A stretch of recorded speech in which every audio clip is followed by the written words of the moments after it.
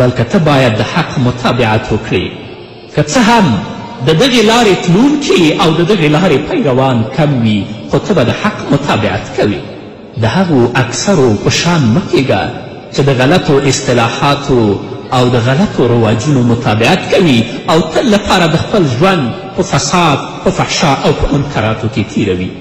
داسې مه کیږئ چې تاسو ووایئ که خلکو ښه کول موږ به هم ښه کوو، که خلکو ظلم کوه موږ به هم ظلم کوو، که خلکو اطاعت کوه موږ به هم اطاعت کوو، که خلکو نافرمانی کوله موږ به هم نافرمانی کوو. خپل ځانونه د خیر په لار او په ښه عمل کولو سره عادت کړئ. که خلکو ښه کول تاسې هم ښه کوئ، که خلکو بد او په خپلو ځانونه ظلم کوه تاسې بد او ظلم پرېږدئ. بد او ظلم مه کوئ، ځکه هر چاته د خپل جزا د خپل د عمل جزا ورکول کیږي. هر چا چې هر څه کړي وي هغه به ریبي. نو په بدو رواجونو او بېځایه سیالیو کې ځانونه مه شریکوئ. د خپل هغه رب شکر او حمد ادا کړئ چې هغه پروردګار د مرضونو د آفتونو څخه تاسو ساتلي یاست. هغه مرضونه او هغه آفتونه چې په هغه کې ډېر خلک اخته او مبتلا دي، د هغه پروردګار شکر او حمد ادا کړئ چې تر ډېرو خلکو یې تاسو ته ښه ژوند در نصیب کړی، تر ډېرو خلکو یې تاسو بهتر کړي یاست. د خپل پروردګار او د خپل رب څخه همیشه دا غوښتنه کوئ چې په سمه لاره او د خپل په دین باندې د مرګ تر وخته پورې تاسو ته ثبات او استقامت در نصیب کړي. پرېږدئ دنیوي لذات، دنیوي خواهشات پرېږدئ، د الله کلام واورئ، د محمد رسول الله احادیث واورئ. یو ورځ به مرګ تاسو ته در ورسیږي، الله ته به بیا شرمنده او سرټیټي ولاړ یئ، الله ته به بیا ځواب نه لرو. که ژوند هم د الله د کلام په رڼا کې تیر که، د رسول الله صلی الله علیه وسلم د احادیثو په رڼا کې تیر که، نو په قبر کې به هم سر لوړ یو او په آخرت کې به الله ته په عزت باندې ولاړ. نو قدرمنو اوریدونکو، مسلمانانو ورونو او خویندو، راشئ د دې پر ځای چې تاسو په موسیقي باندې اخته یئ، په لا ولها په ساز و سرود باندې اخته یئ او موبایلونه هم راخیستي هرې راډیو ته زمزمې کوئ. زه تعصب کوم په دې خبرې باندې چې د هغې کورنۍ نه یو جنۍ تلیفون را اخلي، راډیو ته زمزمه کوي او هلته د سندرې فرمایش ورکوي او نورو ورونو ته یې ډایل کوي. په دې کور کې د دې ورور د دې پلار آیا کوم نارینه پکې شته او که نشته؟ دا څنګه غیرت، دا څنګه وجدان دی؟ نه، دا پرېږدئ. راشئ د ساز او د موسیقي او د زمزمې په ځای د الله کلام ولولئ، د محمد رسول الله صلی الله علیه وسلم احادیث ولولئ چې د الله کلام او د رسول الله احادیث تاسو ته څه پیغام لري. یوه لاره غوره کړئ، یا د دین لاره یا د فساد لاره. په خپلو بدو کړنو، په خپلو بدو عملونو، په خپل فساد او فتنې باندې اسلام مه بدنامه کوئ. په خپلو بدو عملونو او فاسدو کړنو باندې کفارو ته تاسو یو دلیل مه جوړیږئ چې په اسلام باندې تل لپاره هغوی د خپل اعتراضونه وکړي. که زموږ مسلمانان ځوانان ورونه دي او که خویندې دي، تل لپاره دوی موسیقي، ساز او سرود د الله ویره دوی په ژوندو کې نشته. نه یا د فساد لاره غوره کړه یا د الله لاره غوره کړه. کله به دیني پوښتنې کوي، ځان نه به لوی مسلمان معرفي کړئ، او کله به ساز و سرود سره اړیکه نیولي او په سلو ځایونو کې به هغه ډالۍ کوي. نه، یا د فساد لاره غوره کړئ یا د الله لاره غوره کړئ.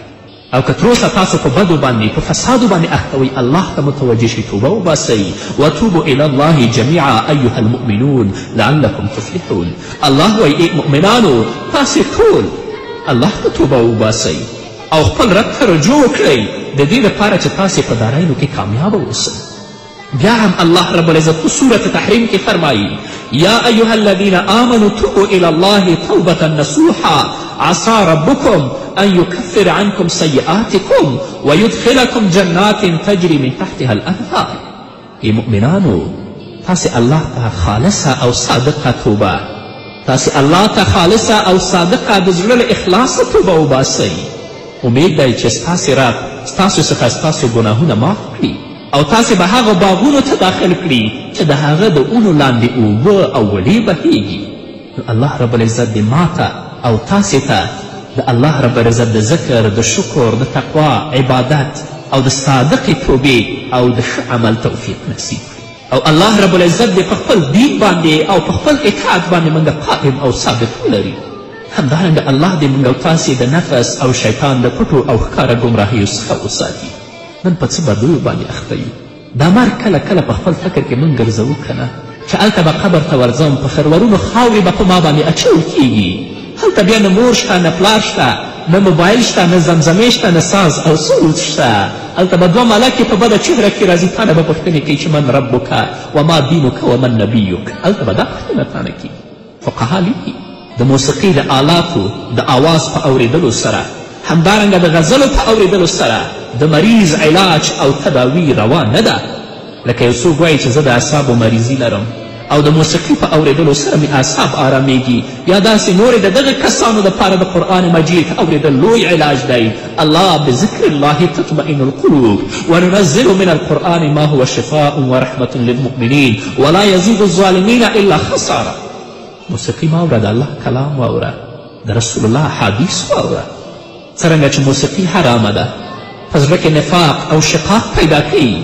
نو د موسیقي ټیپول د موسیقي خرڅول او د موسیقي رانیول او د هغه قیمت ټول حرام دی د دې لارې نه چې څوک پیسې لاسته راوړي هغه ټول حرام دي لکه د شرابو او خنزیر قیمت او هر څه چې حرام دي همدارنګه د موسیقي هم حرام دي مونځم کوم موسیقي مورم روژم نیسم او موسیقي خلکو باندې خرڅوم او نشه ومه نه خالص مسلمان ځانه جوړ که ادخلو فی السلم کافه الله وایي په خپلو بدو کړنو باندې اسلام ته د اسلام نوم مه بدناموه اسلام در ذات خود ندارد عیبی هر عیبی که است در مسلمانی ماست همدارنګه په ځینې کورنیو کې او په ځینې ودونو کې د ساز او غزلو لپاره ګمان او مطربان یا غزلچان اجاره کوي دا هم روانه دي او کمې پیسې چې ته ورکوې د الله لعنت و غضب په تا باندې دی او هغه پیسې چې هغوی د لارې نه لاسته راوړي هغه حرامې دي او په حرامو باندې به تربیت کیږي د الله په غضب او په لعنت کې هغوی هم ګرفتاره دي همدارنګه زموږ فقها لیکي هغه څوک چې غزلې وایي یا رقص کوي یا د موسیقي آلات جوړوي یا د موسیقي آلات رانیسي یا د موسیقي آلات خرڅوي یا په ښکاره سره ساز او موسیقي اوري د هغه شاهدي نه قبلیږي که یو ځای کې یو مسئله وسیږي چې هلته د دوو مسلمانانو شهادت او شاهدي ته ضرورت وي نو هغه څوک چې تل لپاره په موسیقي اخته وي یا شرم و حیا نه لري په راډیو کې زمزمې کوي که ښځه او کدر وي او بل چاته ډالۍ کوي د دې شهادت نه قبلیږي دې شاهدي نه قبلیږي ځکه د اسلام مقدس دین وایي چې داسې انسان فاسق دی او د فاسق شاهدي نه قبلیږي الله دې په موږ باندې رحم وکړي چې څه بدبختیو کې اخته یو د دنیا لذاتو د دنیا مادیاتو دوکه کړي یو الله یې رانه یې کړی قبر یې کړی هغه عذاب او هغه حساب و کتاب چې موږ پسې را روان دی هغه یې رانه یې کړی بس د دنیا په لذاتو اخته یو ډېر خلک دي د حرام او د ناروا مرتکب کیږي د خلکو متابعت او پیروي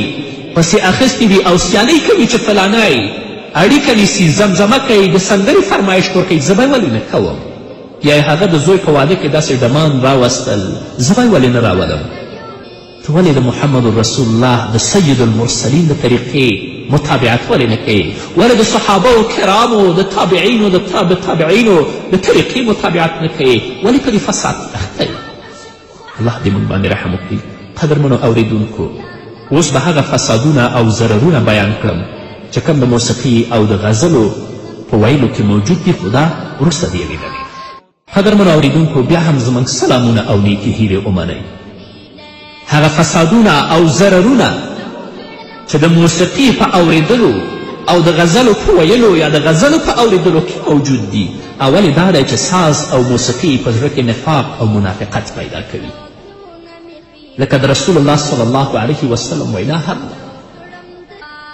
هغه څوک چې تل لپاره د موسیقي په اورېدلو کې مشغول وي د هغه په زړه کې نفاق او شقاق وي ځکه د هغه زړه د الله د یاد نه غافله وي د هغه زړه د الله د ذکر نه غافله وي نو کوم زړه چې د الله د یاد نه د الله د ذکر نه غافل وي په هغه کې منافقات شقاق او بدبختي پراتې دویم دا چې د ساز آواز او د هغه محبت د زړه څخه د قرآن کریم محبت باسي ته راشې یوارې د الله کلام ولوله چې تا ته څه پیغام لري ته په څه بدبختیو کې اخته یې نو د هغه چا په زړه کې چې د ساز د موسیقي او د غزلو محبت پروت وي د هغه په زړه کې د قرآن مینه بیا نشته ځکه و آیتونه دي د الله رب العزت په کلام کې چې هغه په موسیقي باندې د موسیقي په حرمت باندې دلالت کوي او صراحتا په هغه باندې قایم دي یو بدبختي خو دا ده چې په خپله خو موسیقي یا فردي یې ځان ته اوري د دې نه یو رسانۍ ته ټلیفون وکړي او د یو بدې او فاسدې سندرې فرمایش هم ورکړي او هغه یو ځای کې بل ځای کې بل ځای ته بل چاته ډالۍ کړي چې د هغو ټولو ګناه چې څوک اوري په دې فرمایش ورکوونکي او په دې ډالۍ کوونکي ده چې الله به دا په خپل قهر او غضب کې ګرفتاروي. که د الله ویره نه وي لږ شرم و حیا انسان ته پکار ده. که د الله ویره اصلا د په زړه کې نه لږ شرم و حیا انسان ته ډېره ښه ده. په ځانګړې توګه زموږ خویندو ته څنګه جرأت کوي، ته څومره غیرت کوي چې ته ټلیفون راوچتوې په یو رسانۍ کې خاندې او په یو رسانۍ کې زمزمې کوي او هلته د سندرو فرمایش ورکوي، پای کې شعرونه وایي. آیا ته شرم نه لرې؟ په کورنۍ کې د مور نه نه شرمېږي؟ په تاسف سره باید چې ځینې میندې ناستې خپل لور ته موبایل ورکوي چې ته زنګ ووهه، زمزمه وکړي، سندرې فرمایش ورکړه. ته مور به د الله په دربار کې نه درېږي، الله به تا نه پوښتنه نه کوي د اولاد. دریم دا چې ساز او موسیقي رب العزت ته قهر کوي. هغه انسان چې د ساز او موسیقي په اورېدلو باندې عادت وي او تل لپاره دا ځان لپاره مشغولتیا جوړه کړې وي، په هغه انسان به د الله قهر و غضب نه راشه. د الله د قهر و غضب نه ځان خلاص که، د الله د رحمت د الله د مغفرت سبب ځان وګرځوه چې تا باندې الله رحم وکړي، تا ته الله بخښنه وکړي. څلورم دا چې ساز او موسیقي د الهي شکر سره ضد او منافي دي، ځکه د الله شکر په طاعت سره حاصلیږي، د الله شکر په عبادت سره حاصلیږي، د الله شکر په دې باندې حاصلیږي چې د الله رب العزت اوامرو ته او د رب العزت احکامو ته غاړه کیږي، هغه څه ومني چې الله پته ویلي دي. نو په ساز او موسیقي اورېدلو کې او د دې په زمزمو کې د الله شکر نه دی بلکې د الله د نعمت کفران دی. الله چې دا ژبه تا ته درکړې دا لوی نعمت دی دې لپاره چې د الله کلام پرې ووایه. الله چې دا سترګې درکړې دا ډېر لوی نعمت دی. که د ټولې دنیا پیسې څوک درکړي د خپلو سترګو نه به تیر نه شي. د دې شکر دا دی چې د الله کلام پرې وګوره. غوږونه الله درکړي ډېر لوی نعمت دی. د دې شکر دا دی چې په دې باندې د الله کلام د دین خبرې د رسول الله ویناوې واوره. او که ته په دې باندې غزلې موسیقي وایې یا په دې باندې موسیقي اورې نو تا د الله شکر نه دی ادا کړی بلکې د الله د نعمتونو کفران دې کړی. نو ساز او موسیقي د الهي شکر سره منافي او ضد دی. پنځم دا چې ساز او موسیقي په دنیا او آخرت کې د عذاب سبب ګرځي. څو ورځې به ژوند وي محدود، خو بیا به په دنیا کې ذلیله وي، د الله په عذاب کې به ګرفتاره وي، او په آخرت کې به هم د رب العزت په سخت عذاب کې ګرفتاره وي. هلته به بیا چې څومره چغې وهي نه به دا زمزمې د الله د عذاب نه خلاص کي، نه به دا ټلیفونونه د الله د عذاب نه خلاص کي، او نه به دا ډالۍ د الله د عذاب نه خلاص کي. نو د الله ویره ښه شی ده، شرم و حیا ښه شی ده. شپږم ساز او موسیقي ملائکې شړي او شیطان را جلبوي. چې تا سره ملائکې وي هغه به هیڅکله تا بد کار ته نه پرېږدي، هغه به د الله نه تا ته د مغفرت او د بښنې غوښتنه کوي، او د مصیبتونو آفتونه به د الله په امر سره ساتي. او که ته په ساز و موسیقي په بدبختیو باندې اخته شوې، ملکې تا نه لاړې، شیطان راغی درته، تا به په هغو کندو کې غورځوي چې هم په دنیا کې د الله په عذاب کې ګرفتارې او په آخرت کې. اوم دا چې ساز او موسیقي د زنا لار او د زنا دپاره تعویض دی، ځکه د هغه نه خوند اخلي، یا د موسیقي نه یا هغه فاسد اشعار چې په دې کې دوی یې وایي، که نارینه وي که ښځینه وي، دوی به فساد اخلاقي ته بیا مخه کوي، نه به شرم وي، نه به حیا وي او نه به عفت وي. اتم دا چې ساز او موسیقي عقل ته تغییر ورکوي، حیا کموي او د انسان غیرت او د انسان میړانه ړنوي. ځکه کم زړه کې چې د الله ویره نه وي، کم زړه کې چې حیا پرته نه وي، نو هغه انسان عاقل انسان نه دی. او رسول الله صلی الله علیه وسلم فرمایي چې کله درنه حیا ختمه شوه بیا چې هر څه کوي کوئ. نه هم دا چې ساز او موسیقي د شرابو او نشې وظیفه اجرا کوي، په انسان هغه کارونه کوي چې شراب او نشه یې پرې کوي. ځکه هغه څوک چې د موسیقي په اورېدلو، د ساز او د سرور په اورېدلو باندې عادت وي، هغه بیا شرم نه لري، هغه حیا نه لري. هغه خور چې د هغه آواز هم محرم دی، بیا هغه ټلیفون راوچتوي، ځکه حیا پکې نشته، شرم پکې نشته. یوې رسنۍ ته ټلیفون کوي چې ټوله دنیا یې آوازونه اوري، هلته په ډېرو نازو نخرو سره غږیږي او د سندرې فرمایش هم ورکوي. لسم دا چې ساز او موسیقي انسان د لمانځه او د الله د ذکر څخه منع کوي. هغه څوک چې موسیقي اوري په دې بدبختیو اخته یي، بیا هغه سره د الله ویره د الله یاد بلکل په زړه کې نه وي او دا یې په زړه کې وي چې زه اوچت شم لمونځ وکړم.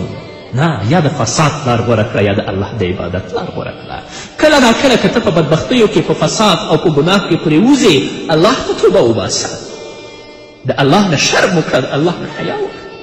د دغه ټولو لسو خبرو اثبات دپاره تاسې د غزلچیانو او د هغه کسانو چې همیشه کنسرتونو ته حاضریږي یا تل لپاره د موسیقي او د سندرو فرمایش ورکوي، ډالۍ کوي، تاسو په دقت سره د هغو ژوند وڅیړئ او د خپل نظر نه یې وباسئ. حقیقت به تاسو ته معلوم شي. هر هغه څوک چې غزلې ټیپوي یا غزلې خرڅوي، په هغه دا لازمه ده چې الله ته د دغه کار څخه توبه وکاږي، الله ته توبه وباسي، هغه شیان ټیپ کړي، هغه شیان خرڅ یا نشر کړي چې هغه حلال او د مسلمانانو دپاره ګټور وي، لکه قرآن کریم، وعظونه، نصیحتونه، علمي بحثونه، خطبې، دیني چې هغه په زړه کې نفاق پیدا کوي، د انسان د زړه نه غیرت او د ایمان نور باسي. هغه انسان چې په ساز او موسیقي باندې مبتلا وي او تل لپاره دا اوري، نو دا ساز و موسیقي همدارنګه انسان شیطان ته نږدې کوي او د رحمان نه یې لرې کوي. د قرآن مجید او د دینی خبرو اوریدلو څخه یې ښه نه راځي، خوښیږي نه. ساز او موسیقي د شیطان د هغه فریبونو او د هغه دوښکو څخه یو شی دی چې د هغه په واسطه باندې د علم، تقوا، عقل او دین څخه انسان لرې کوي. موسیقي اوریدل د قرآن مجید د اوریدلو څخه زړه منع کوي، فسق او فجور ته متوجه کوي. موسیقي د شیطان ملګرتیا ده او د رحمان څخه پرده او حجاب ده. رسول الله صلی الله علیه وسلم د ساز او موسیقي څخه منع کړې ده او هغه ته صوت الاحمق یا صوت فاجر ویلی دي. رسول الله صلی الله علیه وسلم موسیقي ته صوت الاحمق او صوت الفاجر ویلی. دا صوت د احمق دی، غږ د احمق او غږ فاجر دی. مطرب یعنی سازنده چې نن ورځ د هنرمند په نامه سره هغه یادیږي او هغه ته هنرمند ویل کیږي، هغه په دنیا او آخرت کې ملعون دی. همدارنګه محمد رسول الله صلی الله علیه وسلم د موسیقي حراموالی، د زنا او شراب څښلو او همدارنګه د وریښمینو کالو د حراموالي سره یو ځای ذکر کړی دی. لکه چې رسول الله صلی الله علیه وسلم فرمایي: لیکونن من امتی اقوام یستحلون الحر والحریر والخمر والمغاصب. رواه البخاری. رسول الله صلی الله علیه وسلم فرمایي: زما د امت نه به داسې قومونه وي چې زنا او همدارنګه وریښمین کالي، شراب او د ساز آلات به هغوی حلال بولي یا به خپلو ځانونو ته حلال بولي. دا د محمد رسول الله صلی الله علیه وسلم وعده او د هغه خبر دی. خو نن ورځ داسې ګمراهان هم شته دی چې هغوی د الله د دین نه غافله دي، موسیقي ته د زړه روح وایي چې دا د زړه غذا ده. او ځینې داسې ګمراهان هم شته دی چې هغوی د موسیقي په حل او حلالوالي باندې کتابونه هم لیکلي دي. رسول الله صلی الله علیه وسلم فرمایي چې دا هغه کسان دي چې الله رب العزت دوی باندې هم په دنیا کې لعنت ویلی او په آخرت کې به هم د الله رب العزت په لعنت کې گرفتاروي. د مسلمان لپاره د ساز او موسیقي نه بل ضرر رسونکی او تاواني شی نشته، ځکه موسیقي زړه خرابوي، همدارنګه عقل فاسدوي، همدارنګه مال او اولاد او ناموس خرابوي. تاسو ته به دا په تجربې باندې هم ثابت وي او تاسو به په سترګو باندې هم لیدلی وي. کومه ماشوم چې د موسیقي سره عادت پیدا کړي هغه فاسد شي، کومه ښځه چې د موسیقي سره عادت پیدا کړي هغه باغي او زانی شي، کوم متدین او عاقل سړی چې د موسیقي سره عادت پیدا کړي عقل او حیا یې لږ شي، د هغه مروت او د هغه میړانه ختمه شي، همدارنګه دین یې ضعیفه شي. موسیقي د هغو لویو اسبابونو نه ده چې انسان زنا او فواحشو ته او همدارنګه اخلاقي فساد ته ورنږدې کوي. یو انسان که هغه نارینه وي که هغه ښځینه وي، هر څومره چې پاک او عفیف وي، حتی که هغه د عفت او د پاکي په لوړه درجه کې وي، خو کوم وخت چې د ساز او رق مجلسونو او محفلونو ته تک شروع که، هغه عفت او پاکي او ځان ساتنه یې ورکه او نابوده شي، بیا داسې انسان ته فواحش او ګناه سپک او ساده معلومیږي، بلکې هغو ته میلان هم پیدا کوي. ساز او موسیقي عقل خرابوي، د انسان حیا ختموي، د انسان حیبت او میړانه نړوي. نو ځکه تاسو وینئ چې د ساز او موسیقي اهل او په موسیقي مشغول کسان هغوی د شادیانو او د بیزوګانو غوندې رقصیږي او د لیونیانو په شکل کاږه واږه کیږي او د ښځو په شکل باندې نور ورته ناست دي، هغو ته لاسونه ټکوي. همدارنګه ساز او موسیقي الله په قهر کوي، ځکه ساز او موسیقي انسان د الله د ذکر او د الله د طاعت څخه منع کوي. ساز او موسیقي په دنیا او آخرت کې د رنګ رنګ عذابونو سبب ګرځي، لکه چې الله رب العزت فرمایي ومن الناس من يشتري لهو الحديث ليضل عن سبيل الله بغير علم ويتخذها هزوا اولئك لهم عذاب مهین. الله رب العزت فرمایي د خلکو څخه ځینې هغه څوک دي چې هغوی عبث خبرې رانیسي، هغه د دې لپاره چې خلک د الله له لارې څخه ګمراه کړي او هغوی بې علمه کړي او دغه الهي لار او همدارنګه الهي لارښوونکي دوی مسخرې بولي، په هغه پسې پوزخند کوي. او الله وایي اولئک لهم عذاب مهین، داسې کسانو لپاره عذاب دی او ډېر سپکوونکی عذاب دی په آخرت کې.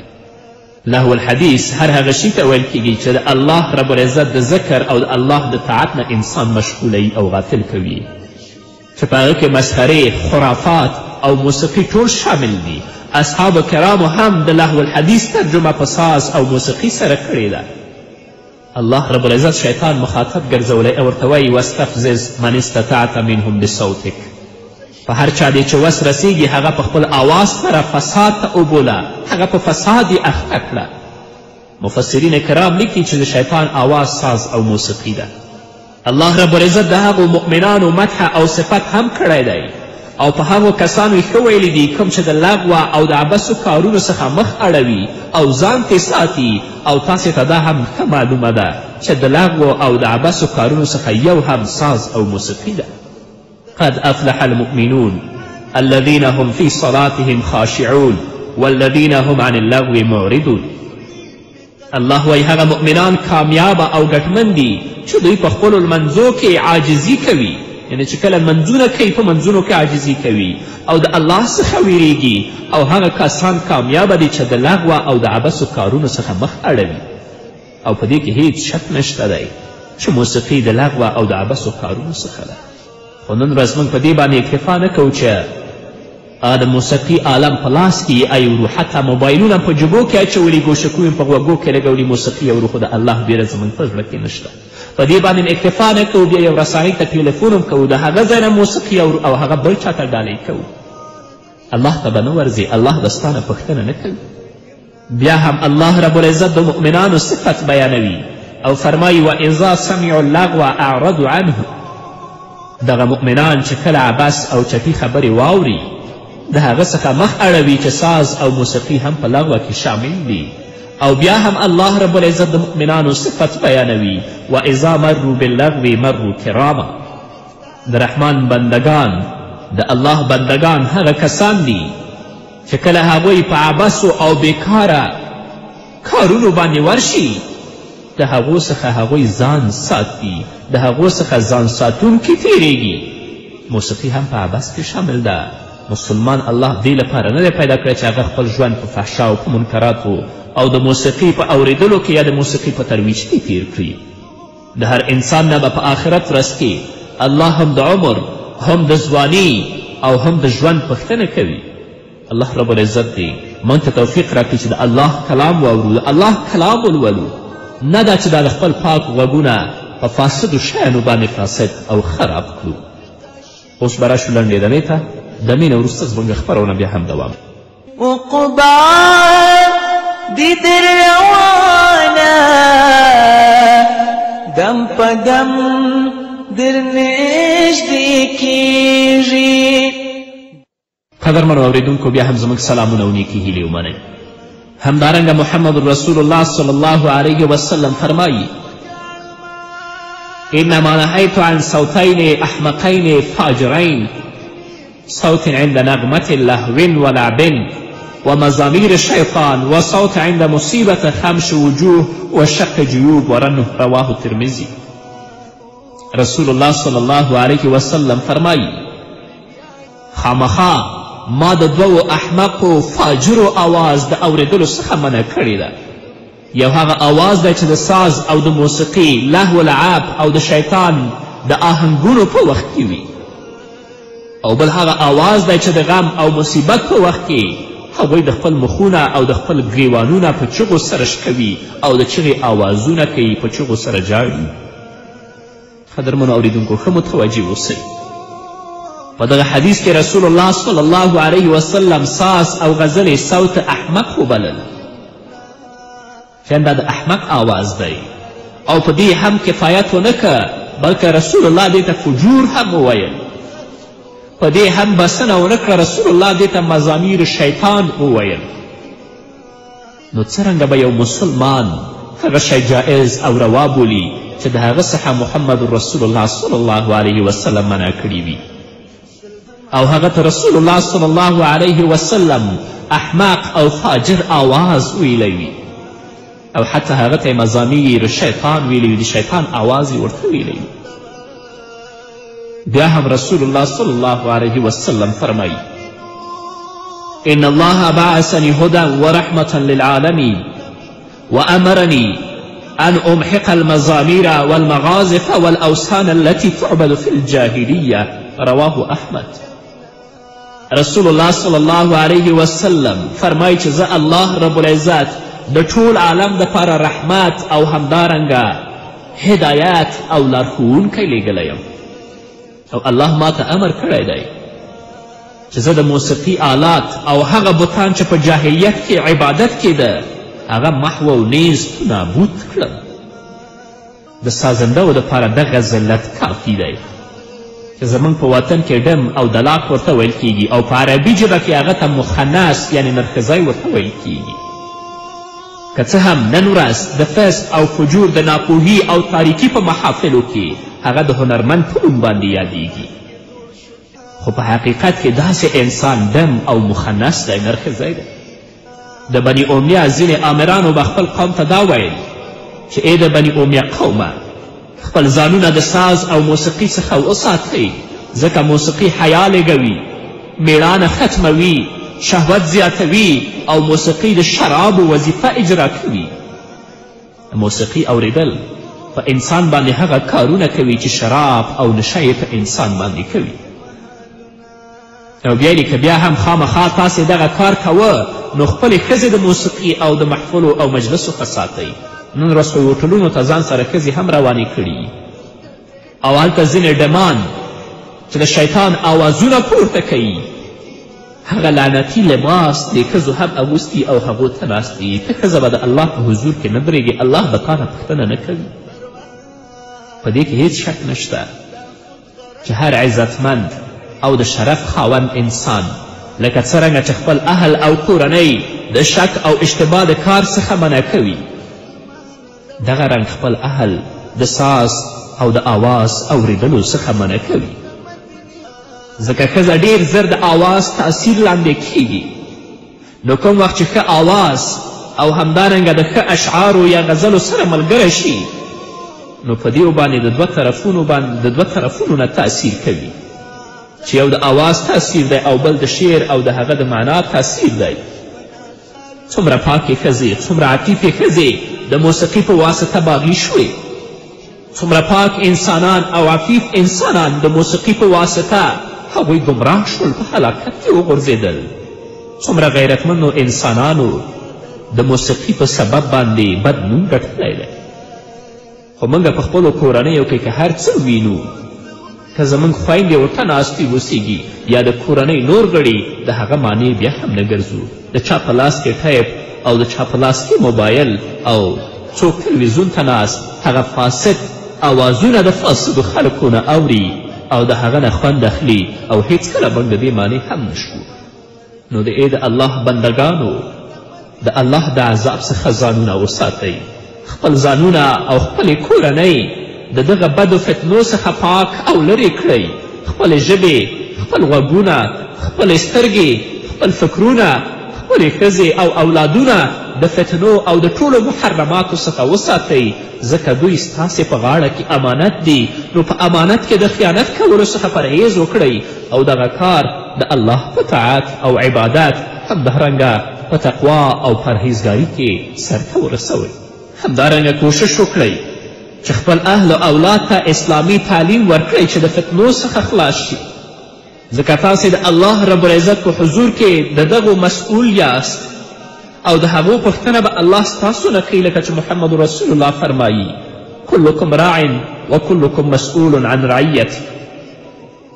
رسول الله وایي تاسې هر یو چوپان یا د یو چا پالونکي او تربیه کوونکي یاست او ستاسې د هر یوه څخه دغه خپل رعیت پوښتنه کیږي. په غیر شرعي یا حرام او ناروا کارو کې د هیچ چا مراعات مه کوئ، د هیچ چا ناجایزه غوښتنه مور پوره کوئ. رسول الله فرمایي لا طاعة للمخلوق فی معصیة الخالق، یعنی په هر هغه کار کې چې د خالق نافرمانی وي په هغه کار کې د مخلوق اطاعت نه کیږي. او بل دا چې د قرآن مجید محبت او د موسیقي محبت هیڅکله د یو انسان په زړه کې نشي یوځای کیدلی. موسیقي د خپله شوقیانو زړونه او اخلاق، دین او دنیا ورخرابوي. خاصتا هغه زموږ خویندې او ورونه چې د ماشومتوب څخه د موسیقي اوریدلو سره هغوی عادت وي، ځکه چې دوی د ماشومتوب نه د موسیقي د اوریدلو سره عادت وي، د هغه سره الفت او محبت پیدا کیږي او همیشه به د ساز او موسیقي سره ملګري او ملازم وي او په موسیقي سره به د هر کار څخه مشغوله وي، چې دغه مشغولتیا یې د الله د طاعت او عبادت او همدارنګه د الله د ذکر څخه منع کوي. بې له شکه قدرمنو اوریدونکو چې ساز او موسیقي پر زړه او په ایمان داسې تاثیر لري لکه زهر چې پر جسم او په بدن باندې تاثیر لري. خپلې ژبې، خپل عقلونه، خپلې سترګې او خپل غوږونه هغه شي سره مه مشغوله کوئ چې په هغه باندې تاسو د الله د یاد نه غافل شئ، بلکې په هغه شي باندې مشغوله کړئ چې الله د هغه لپاره پیدا کړي دي. عقل د الله په قدرت او د هغه په عجایبو مخلوقاتو کې مشغوله کړئ. ژبه د الله په ذکر کې مشغوله کړئ، لکه چې الله فرمایي الله بذکر الله تطمئن القلوب. خبر اوسئ او واورئ چې د الله په ذکر سره زړونه مطمئن کیږي، راحت او آرام پیدا کوي. نو خپلې ژبې د شپې او ورځې په پټه او ښکاره په تحلیل او په تکبیر، همدارنګه په تسبیح او استغفار سره مشغوله کړئ. غوږونه د قرآن مجید او وعظ او دینی او اسلامي درسو په اوریدلو سره مشغوله کړئ. سترګې د تفسیر، احادیثو او نورو فقهي کتابونو په مطالعه کې مشغوله کړئ، ځکه د دغه ټولو حواسو څخه د خپل عمل او وظیفې پوښتنه کیږي. په غفلت او په ګناهونو دوی ته عذاب ورکول کیږي، لکه چې الله فرمایي ان السمع والبصر والفؤاد كل اولئک کان عنه مسئولا. بې له شکه غوږ او سترګه او زړه هر یو د دغه دریو څخه به په قیامت کې پوښتنه کیږي چې تا ولې په دنیا کې ګناه کوه.